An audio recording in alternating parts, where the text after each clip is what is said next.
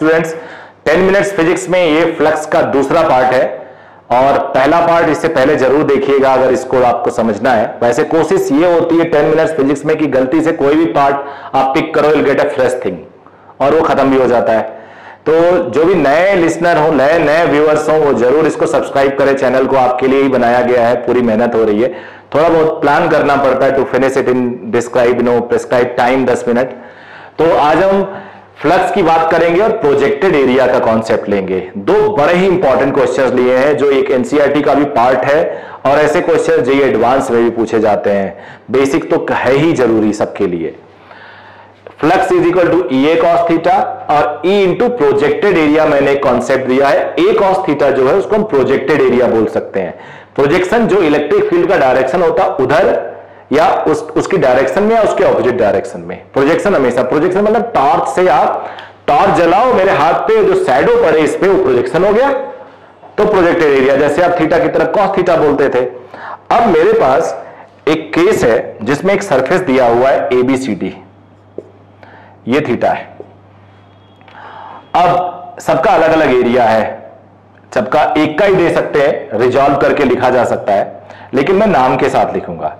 इसका एरिया मान लो है A1 और ये पीछे वाला जो ये सरफेस है ये वाला, इसका एरिया है A2 और नीचे वाले का एरिया मान लो A3 है। अब मेरे पास इलेक्ट्रिक फील्ड लाइंस है ये वाली हॉरिजॉन्टल यानी X डायरेक्शन में, इलेक्ट्रिक फील्ड है I कैप में।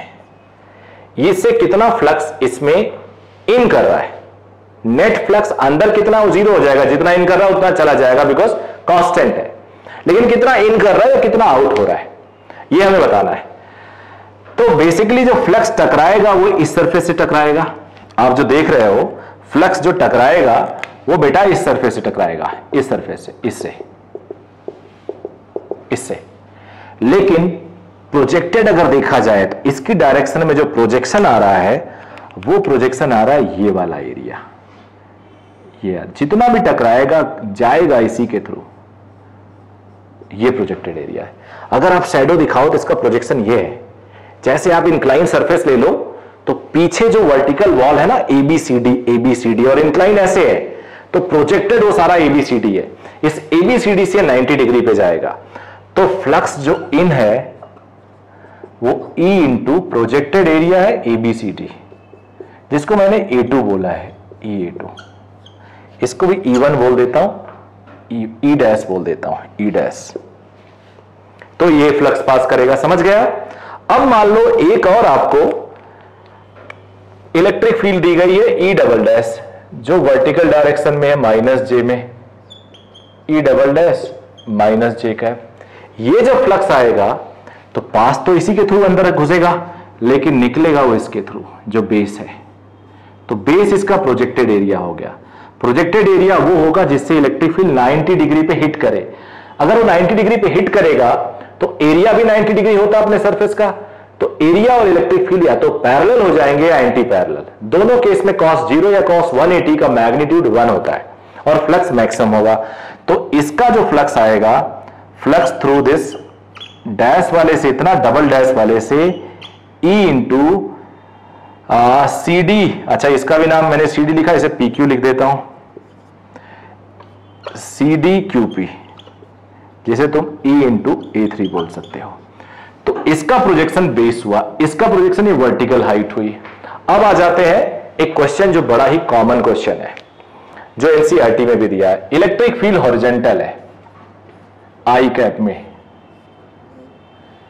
ये वैल्यू इतनी है। अब ये अटैक करेगा इस सरफेस पे जो पैरेलल टू YZ प्लेन है, क्योंकि एक्स एक्सिस के परपेंडिकुलर वही होगा, और वो निकलेगा इस सरफेस से। इसका एरिया वेक्टर इधर है और इसका एरिया वेक्टर ये है। मैंने बताया था एरिया वेक्टर सरफेस के बाहर की तरफ होता, परपेंडिकुलर, सरफेस के बाहर परपेंडिकुलर। अब बेटा यहां पे जो इलेक्ट्रिक फील्ड जा रहा है वो ऐसे इन कर रहा है। मान लो E1 है यहां पे, x is equal to A पे, x is equal to origin से 2A है, यहां पे जो निकल रहा है वो E2 है। तो इन कितना कर रहा है 1 पे, x इज इक्वल टू ए पे माइनस E1A हो जाएगा। एरिया होगा, स्क्वायर बनता है सारे सरफेस का ए स्क्वायर, तो E1 x अल्फा x की जगह पे रूट ए, ये हो गया E1 और ए स्क्वायर, तो माइनस अल्फा ए क्यूब रूट ए। आउट कितना होगा, ये इन है, आउट कितना होगा प्लस E2A। E2 इसलिए लिखा बिकॉज यहां XA है तो इलेक्ट्रिक फील्ड कुछ और होगा, यहां X2A है तो इलेक्ट्रिक फील्ड कुछ और होगा। तो E2 है अल्फा 2A, जहां जहां X है वहां 2A लिख दो, एरिया तो उतना ही होगा बेटा, तो ये 2√2 अल्फा ए क्यूब रूट ए। अब टोटल फ्लक्स कितना आएगा, φ2 प्लस φ1, तो दोनों ऐड करोगे तो कुछ कॉमन चीजें हैं, अल्फा ए क्यूब रूट ए √2 माइनस 1, तो ये हो गया आपका, यानी आपने टोटल फ्लक्स निकाल लिया। अब एक आउट ऑफ द बॉक्स बात बता रहा हूं जो इसमें नहीं है। गॉस लॉ जब आप पढ़ेंगे तो flux is equal to Q upon epsilon naught होता है, तो वहां से चार्ज इनसाइड बॉक्स बता सकते हो। तो अब ये दो चीजों को थोड़ा सा इसमें मैं और टाइम लेना चाहता हूं।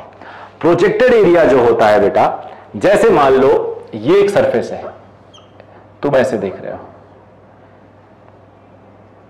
ये सरफेस है, ऐसे थीटा बना रहा है, 2D होगा, ऐसे मेरा हाथ मान लो, साइड से देखोगे तो लाइन दिखेगी, तो ऐसे है। अब अगर यहां से तुम इलेक्ट्रिक फील्ड इस पे निकालो तो इसका प्रोजेक्टेड एरिया बेटा ये आएगा,